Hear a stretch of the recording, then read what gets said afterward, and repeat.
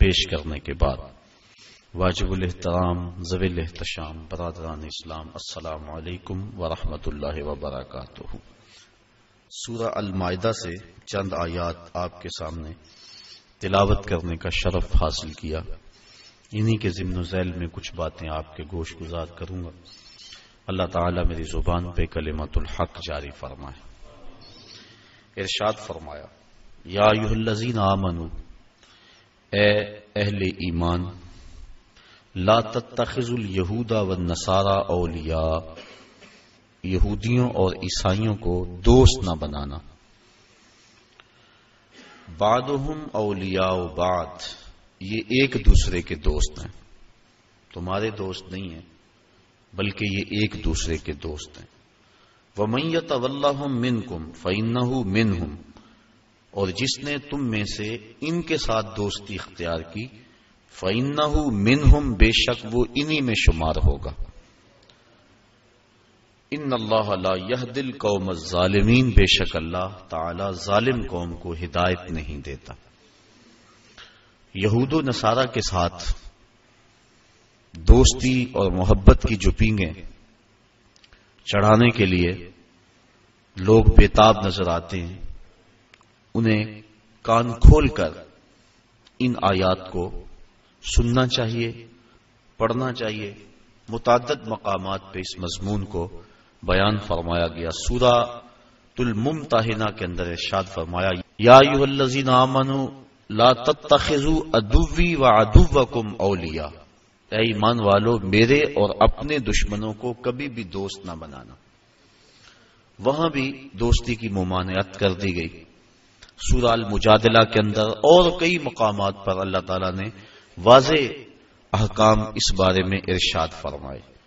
یہود و نصارہ کے ساتھ اور اس کے علاوہ دیگر جو کفار ہیں سب کے ساتھ دوستی کی ممانعت ہے۔ ایک ہے معاملات اور ایک ہے موالات۔ کفار کے ساتھ معاملات جائز ہیں لیکن موالات جائز نہیں، دوستی جائز نہیں۔ جو مرتدین ہیں ان کے ساتھ موالات بھی جائز نہیں ہیں اور معاملات بھی جائز نہیں ہیں۔ اہل اسلام کے ساتھ دوستی لگانے کا حکم دیا گیا۔ حضور علیہ السلام نے ارشاد فرمایا، المرء علی دین خلیلہ فلینظر من یخالل، ہر شخص اپنے دوست کے دین پہ ہوتا ہے تو اسے دوستی لگانے سے قبل دیکھ لینا چاہیے وہ کس سے دوستی لگا رہا ہے۔ اور ایک دوسری حدیث کے بابرکت کلمات ہیں، التمس الجار قبل الدار والرفیق قبل الطریق، گھر خریدنے سے پہلے ہمسایہ دیکھ لو اور سفر کرنے سے پہلے ہم سفر دیکھ لو۔ بندہ جن لوگوں کی صحبت اور سنگت اختیار کرتا ہے تو ان کی صحبت کا رنگ بندے کے اوپر ضرور چڑھتا ہے۔ اس لیے آقا کریم علیہ السلام نے ارشاد فرمایا کہ تمہاری دوستی مسلمانوں کے علاوہ کسی اور سے نہیں ہونی چاہیے اور تمہارا کھانا متقی کے علاوہ کوئی اور نہ کھائے۔ یعنی جب تم دعوت کرو تو اہل تقوی کو اپنی دعوت پہ بلاؤ تاکہ تمہارے گھر میں برکت بھی ہو اور تمہارا کھانا اس کا صحیح مصرف بھی ہو۔ آج میں اور آپ اپنے آپ کو دیکھ سکتے ہیں کہ ہم کہاں کھڑے ہیں۔ نماز میں روزانہ دعائے قنوت پڑھتے ہوئے ہم کہتے ہیں وَنَخْلَعُ وَنَتْرُكُ مَن يَفْجُرُكَ، اے اللہ جو تیرے حکموں کو توڑے گا، تیری نافرمانی کرے گا، ہم اس کو ترک کر دیں گے، اس سے کوئی تعلق نہیں رکھیں گے۔ لیکن جس طرح ہم نماز باقی ساری مسجد میں چھوڑ گئے تو اسی طرح ہم یہ بھی مسجد میں چھوڑ جاتے ہیں اور باہر نکل کے کبھی بھی ہم نے اپنے کہے ہوئے کا لحاظ اور پاس نہیں رکھا، جبکہ ہم یہ روزانہ ہر روز اپنی نماز وطروں کے اندر یہ دعا پڑھتے ہیں اور اپنے رب سے یہ عہد کرتے ہیں کہ جو تیرے نافرمان ہیں، تیرے حکموں کو توڑتے ہیں، ہمارا ان سے کوئی تعلق نہیں ہوگا۔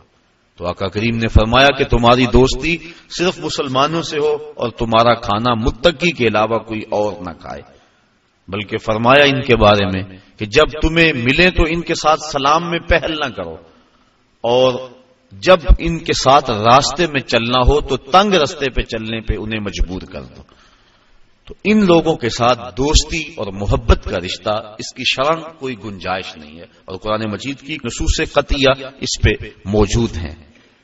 اسلام نے اپنے ماننے والوں کو اس بات کی ترغیب دی کہ ان سے دور رہو، کہیں ان کی صحبت کا رنگ تمہیں نہ چڑھ جائے، بلکہ ان کی نفرت کی ترغیب دلائی۔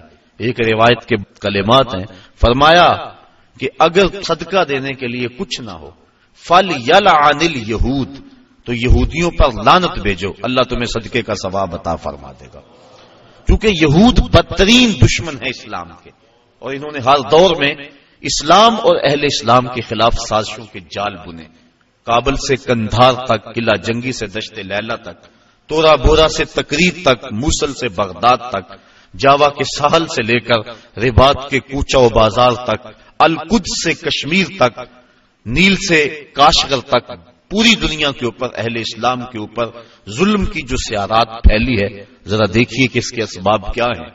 یہود و ہنود کا اور یہود و نصارہ کا گٹھ جوڑ، اور انہوں نے مسلمانوں کے لیے عرصہ حیات تنگ کر دیا، اور اس وقت ہم جس حالت میں ہیں کسی سے مخفی نہیں۔ ہمارے ساتھ جو کچھ ہوا، جو کچھ ہو رہا ہے اور جو کچھ ہونے والا ہے، کھول کر آنکھیں میرے آئینہ گفتار میں، آنے والے دور کی دھندلی سے ایک تصویر دیکھ۔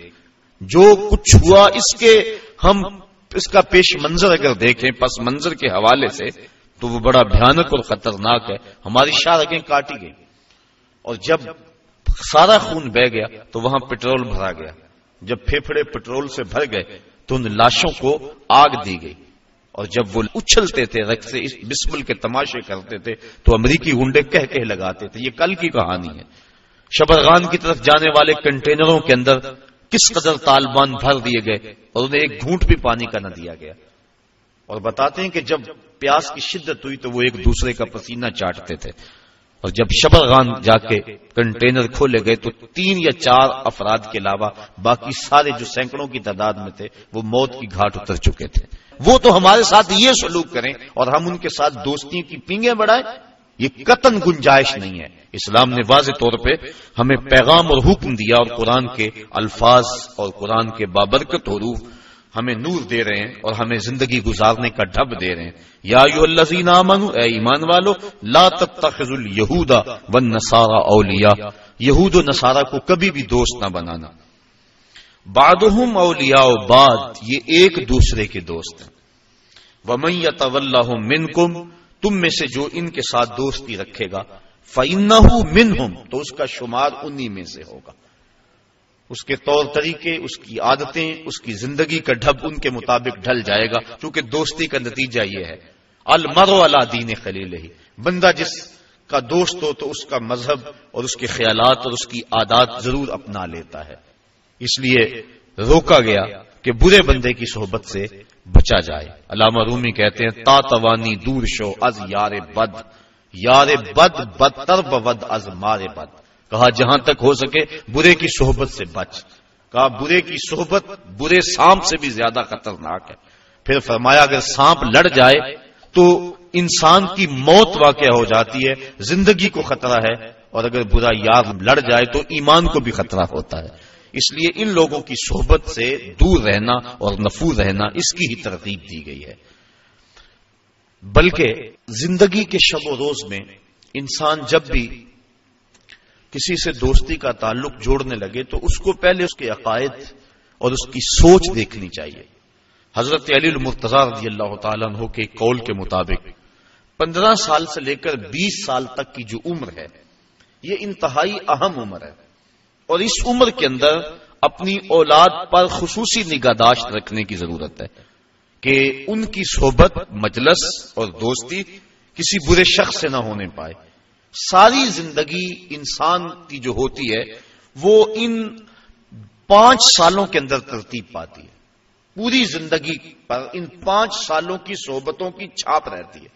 اس لیے ہمیں پوری شدت اور کوشش کے ساتھ اور محنت کے ساتھ ان ایام میں اپنی اولاد جب ان ایام سے گزر رہی ہو تو ان کی صحبت اور سنگت کو دیکھنا چاہیے، آنکھیں بند کر کے نہ بیٹھ جائیں، بلکہ دیکھیں کہ ہماری اولاد کہاں بیٹھتی ہے اور کہاں اٹھتی ہے۔ بلکہ اولاد ابھی عمر کے اس حصے میں ہے کہ اپنے نفع نقصان کو نہیں جانتی، ان کے لیے ترجیحات خود مقرر کریں، اور اچھے دوست اور اچھے لوگ اور اللہ والے لوگ تلاش کر کے ان کی مجالس کے اندر ان کو خود بٹھا کے آئیں تاکہ ان کی برکات ان کو نصیب ہوں۔ ورنہ اگر یہ دن ان کے برباد ہو گئے تو ساری زندگی ان کی برباد ہو جائے گی۔ تو دوستی، تعلق اچھے لوگوں کے ساتھ ہی یقیناً فائدہ بخش ہوتا ہے۔ آقا کریم علیہ السلام نے اس کو ایک مثال سے سمجھایا، فرمایا اچھے بندے کی صحبت کی مثال خوشبو بیچنے والے کی طرح۔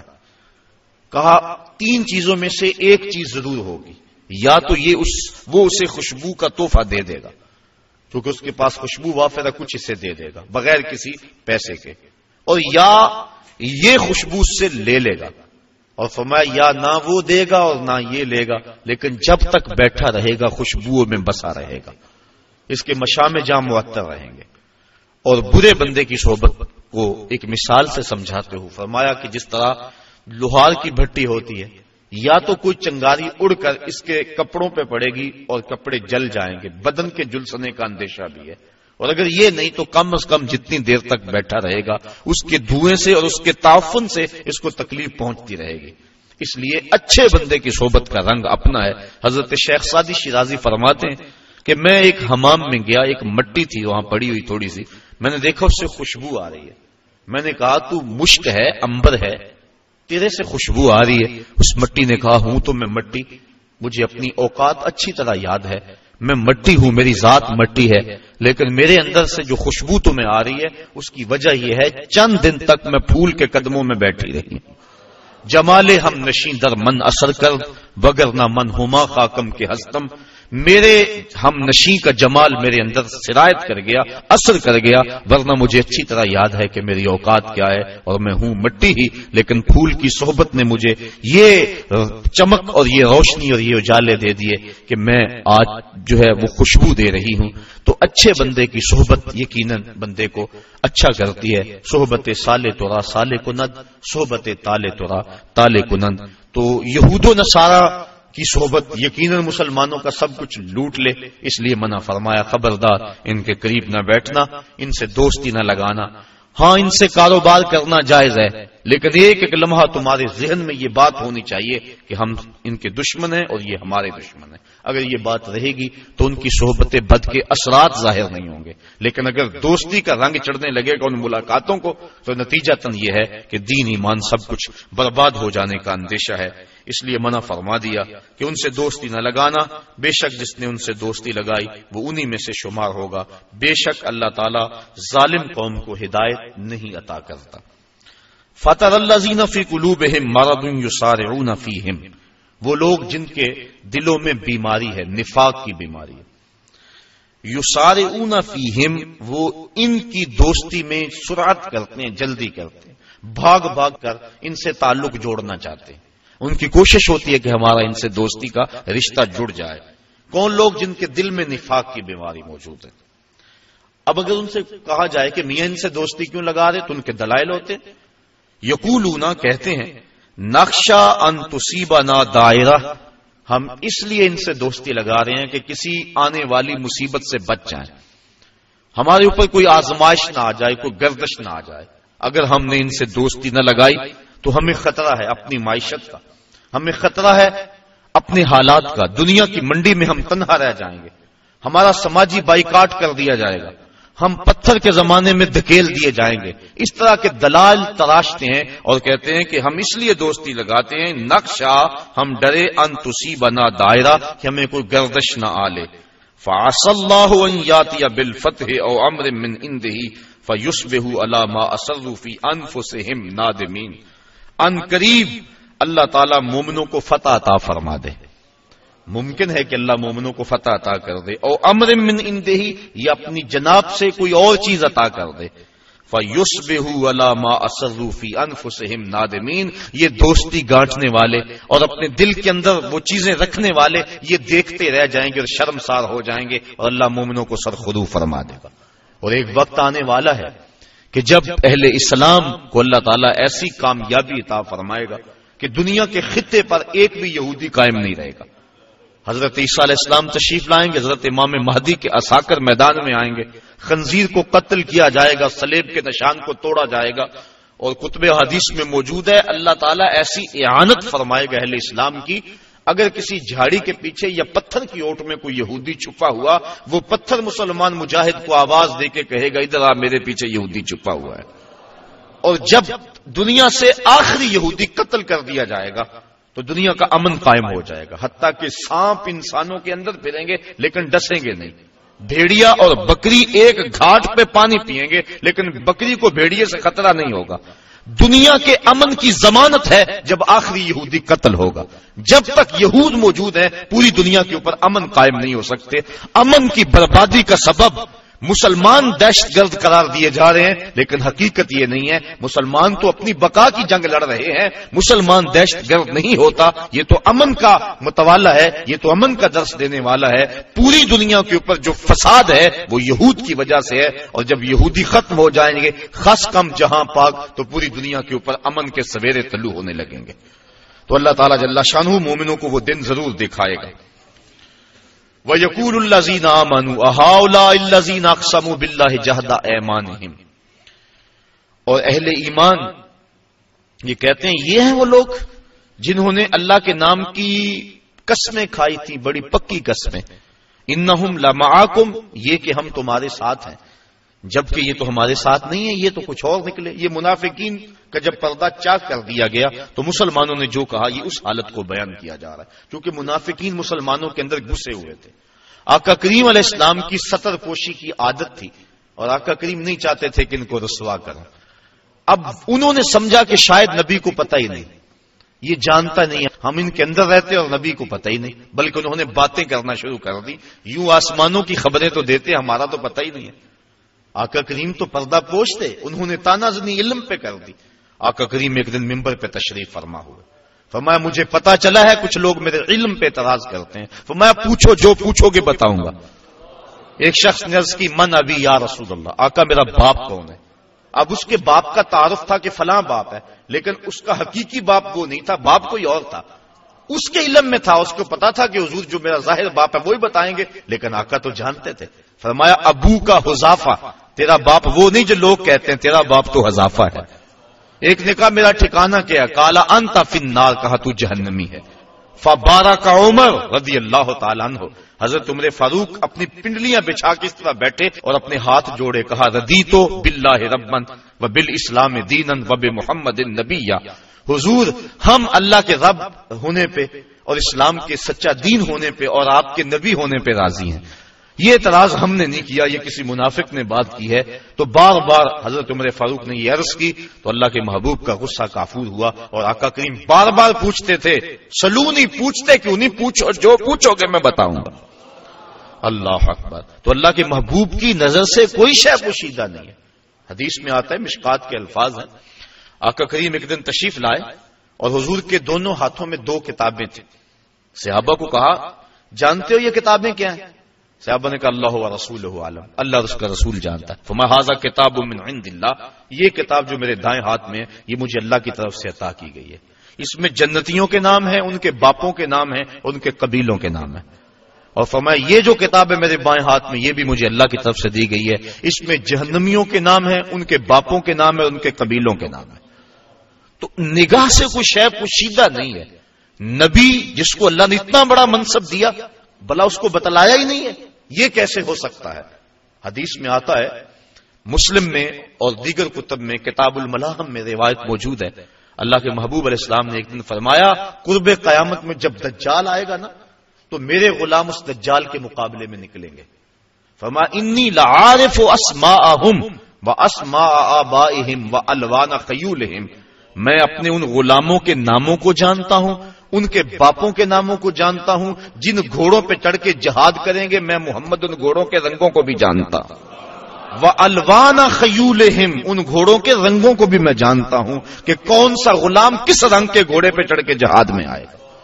اب منافقین اتنا کچھ ہونے کے باوجود بھی کہتے تھے لو ہم اندر بیٹھے ہیں، ہمارا تو پتہ ہی نہیں ہے۔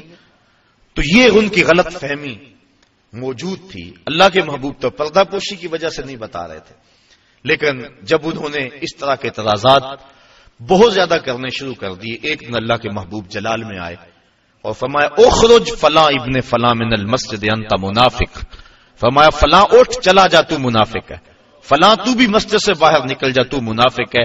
حضرت عمر فاروق کی یہ آرزو ہوا کرتی تھی کہ کبھی منافق الگ ہو جائیں، کھوٹا کھرا الگ الگ ہو جائیں تو پھر مزہ آ جائے، لیکن کچھ حکمت کے تحت حضور ابھی کرتے نہیں تھے. حضرت عمر فاروق موقع پہ موجود نہیں تھے. وہ نماز پڑھنے کے لیے آئے, دیکھا کہ کتنے لوگ جا رہے ہیں, پریشان ہو گئے, جماعت میری رہ گئی. تو ایک بندہ دروازے پہ کھڑا تھا جو جانتا تھا کہ حضرت عمر فاروق کی عادت کیا ہے اور منافقین کے بارے میں ان کے کیا جذبات ہیں. انہوں نے کہا ابشر یا ابن خطاب, ابن خطاب تمہیں مبارک ہو. کہا مبارک دے رہے ہو, میری جماعت ختم ہوگی تم مبارک دے رہے ہو. کہا جماعت ابھی ہونی ہے. تو کہا یہ کیوں جا رہے ہیں؟ کہا تمہاری آرزو پوری ہوگی. اللہ کے محبوب نے منافقوں کو مسجد سے نکال دیا ہے.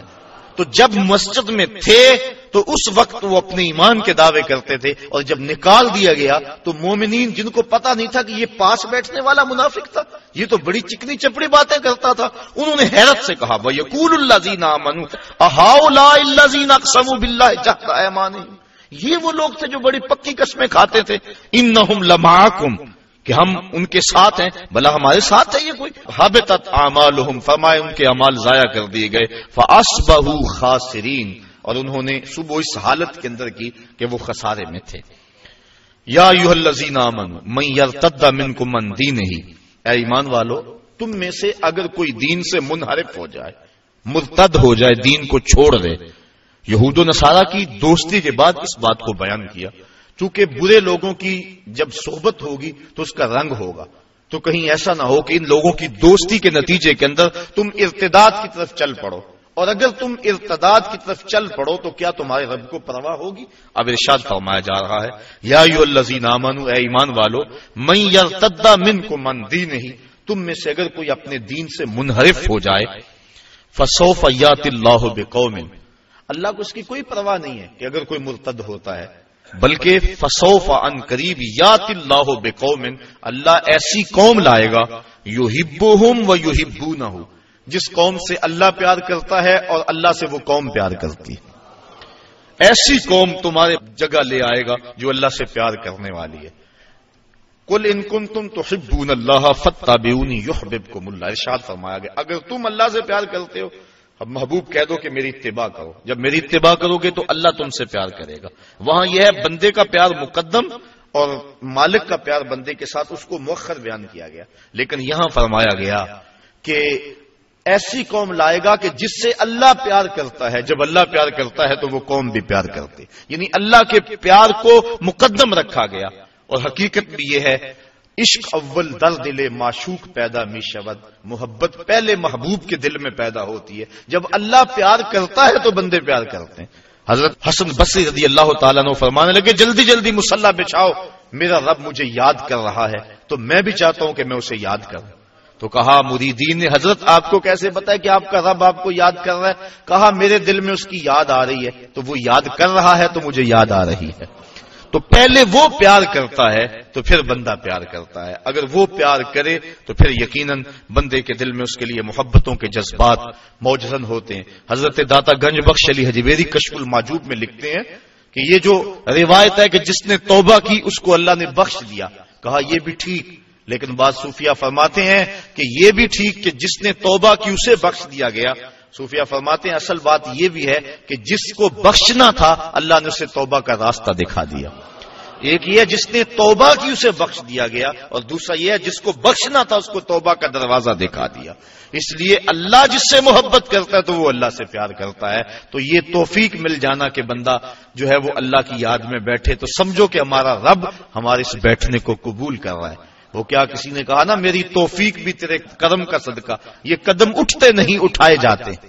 تو اللہ اگر اپنی یاد کی کسی کو توفیق دے دے تو یقیناً یہ اس کی کرم نوازی. آگے فرمایا اذلۃ علی المؤمنین اعزۃ علی الکافرین, ان کی ایک نشانی تو یہ ہے کہ اللہ ان سے پیار کرتا ہے اور وہ اللہ سے پیار کرتے. دوسری نشانی اذلۃ علی المؤمنین اعزۃ علی الکافرین, وہ مومنوں پر نرم ہیں اور کافروں پہ سخت ہیں. ایسی قوم پیدا کرے گا جو کافروں پر سخت ہوگی اور مومنوں پہ نرم ہوگی. ہو حلقہ یاراں تو بریشم کی طرح نرم, رزم حق کو باطل ہو تو فولاد ہے مومن. یہ مومن کی خصوصیت ہے کہ کافر کے مقابلے میں وہ سختی دکھاتا ہے. اگر مومن کافر کے مقابلے میں نرمی دکھانے لگ جائے تو اس کے روب ختم ہو جاتے ہیں اور ہوا اکھڑ جاتی ہے. اس لیے ہمیشہ وہ کافر کے مقابلے میں سختی کے ساتھ ڈٹا رہتا ہے. اس وقت اس کو حالت قیام کا درس دیا گیا, لیکن جب اپنے مومن بھائیوں سے ملے تو اس کی حالت پھر انتہائی نرم ہوتی ہے. مسافے زندگی میں سیرت فولاد پیدا کر، اقبال نے کہا تھا مسافے زندگی میں سیرت فولاد پیدا کر، شبستان محبت میں حریر و پرنیاں ہو جا، گزر جا بن کے سیلے تند رو کو ہو بیاباں سے، گلستہ راہ میں آئے تو جوئے نغمہ کہاں ہو جا۔ جب راستے میں پہاڑ آئے تو ٹکرا جا ان سے، اور جب راستے میں کوئی باغ آ جائے تو اس پانی کو کہا جا رہا ہے کہ اب تو سیلاب نہ بن بلکہ جوئے نغمہ خاں بن جا، گیت گاتی ہوئی ندی بن جا، اور اس باغ سے یوں گزر۔ تو جب اپنوں سے ملتے ہیں تو ان کی محبت مثالی ہوتی ہے، اور جب کافر کے مقابلے میں ہوتے ہیں تو سخت ہوتے ہیں۔ اگر قوم کا مزاج یہ ہو جائے کہ کافروں سے نرمی اور اپنوں سے سختی، تو پھر اللہ کے عذاب کا انتظار کرنا چاہیے۔ یجاہدون فی سبیل اللہ، ان کی ایک صفت یہ ہے کہ وہ اللہ کے راہ میں جہاد کرتے ہیں۔ کافروں کے مقابلے میں سرحدوں پر جو لڑائی لڑی جاتی ہے اس کو عربی میں قتال کہتے ہیں، اور جہاد جد و جہد دین کو کہتے ہیں۔ اعلاء کلمت الحق کے لیے جو بھی محنت کی جائے، جد و جہد کی جائے، اس کو جہاد کہتے ہیں۔ اس قتال کو بھی جہاد شامل ہے کیونکہ یہ بڑا وسیع المفہوم لفظ ہے جہاد، اور اس کے علاوہ جو بھی راہ دین میں جد و جہد کی جائے اس کو شریعت اسلامیہ میں جہاد کہا جاتا ہے۔ تو کہا وہ راہ خدا میں جہاد کرتے ہیں۔ ولا یخافون لومۃ لائم، اور اس راستے میں کسی ملامت کرنے والے کی ملامت سے ڈرتے نہیں ہیں، بلکہ جب بندہ اس راستے کا مسافر ہو جاتا ہے اسے کسی ملامت کرنے والے کی ملامت کا خوف نہیں ہوتا، بلکہ اس ملامت سے اس کو ایک لذت آتی ہے۔ حضرت ابو ذر غفاری رضی اللہ تعالیٰ عنہ فرماتے ہیں کہ میں حضور کی خدمت میں دار ارقم میں حاضر ہوا، رہنے والے مدینے کے تھے لیکن آئے مکہ المکرمہ، ابتداء اسلام تھا۔ حضور کی خدمت میں حاضر ہوا بیعت اسلام کی۔ دو چیزوں پر حضور نے مجھ سے وعدہ لیا، ایک تو حق کہنا چاہے کچھ بھی ہو جائے، اور دوسرا اللہ کے راستے میں کسی ملامت کرنے والے کی ملامت سے نہیں ڈرنا۔ میں نے بیعت کر کے کہا حضور اگر اجازت ہو تو باہر نکل کر اپنے ایمان کا اعلان نہ کرو۔ حضور فرمایا ابھی حالات ایسے نہیں، ابھی اپنے ایمان کو مخفی رکھو۔ عرض کی حضور ابھی تو میں نے آپ سے وعدہ کیا ہے کہ حق کہنا ہے چاہے قیامت آ جائے۔ آقا کریم فرمایا اچھا پھر تمہاری مرضی۔ حضور بھی پرکھنا چاہ رہے تھے، کہا اچھا پھر تمہاری مرضی۔ حضرت ابو ذر غفاری کی سنیے، کتب سیر میں واقعہ موجود ہے۔ کہتے ہیں میں سین حرم میں آیا، کیا دیکھتا ہوں کہ صنادید قریش نشستیں جمائے بیٹھے ہیں اور ان کے چیلے چانٹے ان کے ارد گرد جو ہے وہ حلقوں میں بیٹھے ہوئے ہیں۔ میں کعبۃ اللہ کے ساتھ ٹیک لگا کے زور سے کہا لوگو سن لو، میں اللہ کی توحید کا اقرار اور مصطفیٰ کی رسالت کا اقرار کرتا ہوں۔ کہتے ہیں یہ لفظ میرے ابھی مکمل نہیں ہوئے تھے کہ میرے اوپر لوگ ٹوٹ پڑے اور اتنا مارا کہ میرے لخت لخت سے خون بہنے لگا۔ حضور کے چچا حضرت عباس بن عبد المطلب رضی اللہ تعالی عنہ وہ وہاں موجود تھے، ابھی اسلام کی دولت سے مالا مال نہیں ہوئے۔ انہوں نے کہا لوگوں اپنی معیشت پہ ترس کھاؤ اور اس شخص کو چھوڑ دو۔ تم جانتے نہیں یہ شخص کون ہے؟ یہ بنو غفار کا شخص ہے، اور بنو غفار مدینے میں رہائش پذیر قبیلہ ہے۔ تمہاری معیشت کا انحصار تجارت پہ ہے، اور تجارت بھی شام کی، اور شام کا جو راستہ ہے وہ مدینے کے قریب سے گزرتا ہے۔ اگر تم نے اس شخص کو قتل کر دیا تو تمہارے شام کی طرف جانے والے قافلے غیر محفوظ ہو جائیں گے، اور تمہاری معیشت جو ہے وہ کمزور پڑ جائے گی۔ اس پہ رحم نہ کرو، اپنی معیشت پہ ترس کھاؤ اور اسے چھوڑ دو۔ لوگوں کے ذہن میں یہ دلیل سمجھ میں آئی، لوگوں کے نے قبول کیا اور کہتے ہیں مجھے چھوڑ دیا۔ اب سنیے لفظ حضرت ابو ذر غفاری کے، کہتے ہیں میں نے آب زمزم سے زخموں کو دھویا، ایک چادر لی، سین حرم میں لیٹ گیا رات گزارنے کے لیے، لیکن ساری رات گزر گئی مجھے نیند نہ آئی۔ کیوں نیند نہ آئی؟ کہ زخم زیادہ تھے، درد ہو رہا تھا، یقیناً یہ بات بھی ہوگی، لیکن حضرت ابو ذر غفاری کے نیند نہ آنے کا سبب خود بیان کرتے ہیں۔ کہا مار کھانے میں اتنا مزہ آیا تھا کہ میرا جی چاہتا تھا دوبارہ دن چڑھے، وہ پھر آئے اور پھر میں اعلان کروں، اور جو حال میرے ساتھ کل ہوا تھا دوبارہ پھر ہو۔ وہ مزہ دیا تڑپ نے میری آرزو ہے یارب، میرے دونوں پہلوؤں میں دل بے قرار ہوتا۔ ایک پہلو میں دل ہے تو اتنا لطف آ رہا ہے، اگر دونوں پہلوؤں میں دل ہوتا تو کیا کیفیت ہوتی۔ کہا ساری رات انتظار میں گزر گئی اور جی چاہتا تھا کہ دوبارہ دن چڑھے اور پھر اپنی مسجدوں پہ آئیں اور پھر میں توحید کا غلغلہ بلند کروں اور پھر وہ میرے اوپر ٹوٹ پڑے، یہ زخم دوبارہ آئیں اور اس تکلیف سے جو لذت مجھے کل ملی تھی پھر دوبارہ ملے۔ کہا پھر جب صبح ہوئی اور وہ آ کے بیٹھ گئے میں نے دوبارہ کھڑے ہو کے وہی اعلان کیا اور میرے اوپر ٹوٹ پڑے. پھر مزاحم ہوئے حضور کے چچا اور اگلے دن پھر رات میری بڑی مشکل گزری اور میں یہ انتظار کرتا رہا دن چڑھے تو پھر توحید کا اعلان کروں. تو وہ اللہ والے جو لوگ ہیں اگر ان کو اس راستے میں کوئی تکلیف پہنچتی ہے یا کوئی ملامت کرتا ہے تو جب وہ جم جاتے ہیں دین پہ اور روح دین ان کو نصیب ہو جاتی ہے تو اس ملامت سے ڈرتے نہیں ہیں بلکہ اس ملامت کرنے والے کی ملامت کی پرواہ کیے بغیر اپنے سفر کو جاری رکھتے ہیں. مار کھانے کے باوجود، تکلیفیں اٹھانے کے باوجود، ملامتیں سہنے کے باوجود حق پہ جمع رہنا اور یہ دولتیں مل جانا، یہ کیا انسان کے بس کا روگ ہے؟ کہا نہیں، ذالک فضل اللہ یؤتیہ من یشاء، یہ اللہ کا فضل ہے جسے چاہے عطا فرما دے، جسے چاہے کرم نوازی فرما دے. واللہ واسع علیم، اللہ تعالیٰ وسعت والا اور علم والا ہے. اب انسان کو منع کر دیا یہود و نصارہ سے دوستی نہیں کرنی، جو اللہ کے دشمن ان سے دوستی نہیں کرنی. آگے منع کر دیا کہ اہل کتاب سے بھی دوستی نہیں رکھنی، کفار سے بھی دوستی نہیں رکھنی. انسان تو معاشرتی حیوان ہے، کسی سے دوستی ہوگی تو زندگی گزرے گی. جب دوستی ان سب کی دوستی سے ممانعت کر دی گئی تو پھر یاری کس سے لگائے، دوستی کس سے لگائے؟ ویسے تو بندہ جی نہیں سکتا، اکیلا تو رہ نہیں سکتا. کہا آؤ بتائیں کس سے دوستی لگانی ہے. انما ولیکم اللہ ورسولہ، بے شک تمہارا دوست اللہ اور اس کا رسول ہے. آؤ ان سے دوستی کا ناتا جوڑ لو. دنیا داروں سے دوستی لگاؤ گے بعد میں بے وفائی کا زخم اپنے سینے پہ لے کر روتے رہو گے کہ ہم جن کے لیے مرے تھے وہ وضو کرتے رہے اور جنازہ بھی نہ پڑا. پھر کیا کچھ کہتے پھرو گے. آؤ ان سے دوستی لگاؤ جو دنیا پر بھی اور آخرت پر بھی وفا کی ریت کو نبھاتے ہیں. انما ولیکم اللہ، بے شک تمہارا دوست اللہ ہے، ورسولہ اور اس کا رسول ہے. والذین آمنوا الذین یقیمون الصلاۃ، اور وہ اہل ایمان ہیں جو نماز پڑھتے ہیں، نماز قائم کرتے ہیں. ویؤتون الزکوٰۃ، اور زکوٰۃ ادا کرتے ہیں. وہم راکعون، اور ان کے دل اللہ کے حضور جھکے ہوئے ہیں. وہ ہیں تمہارے دوست اور ان سے دوستی تمہیں نفع دے گی. ومن یتول اللہ ورسولہ، اور جو اللہ اور اس کے رسول سے دوستی لگائے. والذین آمنوا، اور اہل ایمان سے دوستی لگائے. فإن حزب اللہ هم الغالبون، بے شک اللہ کا گروہ ہی غالب ہے اور غلبہ اسی کے پاس ہے اور وہی غلبہ دینے والا ہے. تو اہل اسلام کو ان کو راہ عمل دی گئی اور بتایا گیا تم نے کس سمت پہ چلنا ہے. کہیں غلط فہمی میں اپنا سب کچھ برباد نہ کر بیٹھے. اسلام نے ان کو راہ عمل دے دیا کہ غلبہ تو اسلام کے پاس ہی ہے اور حق ہی غالب رہتا ہے.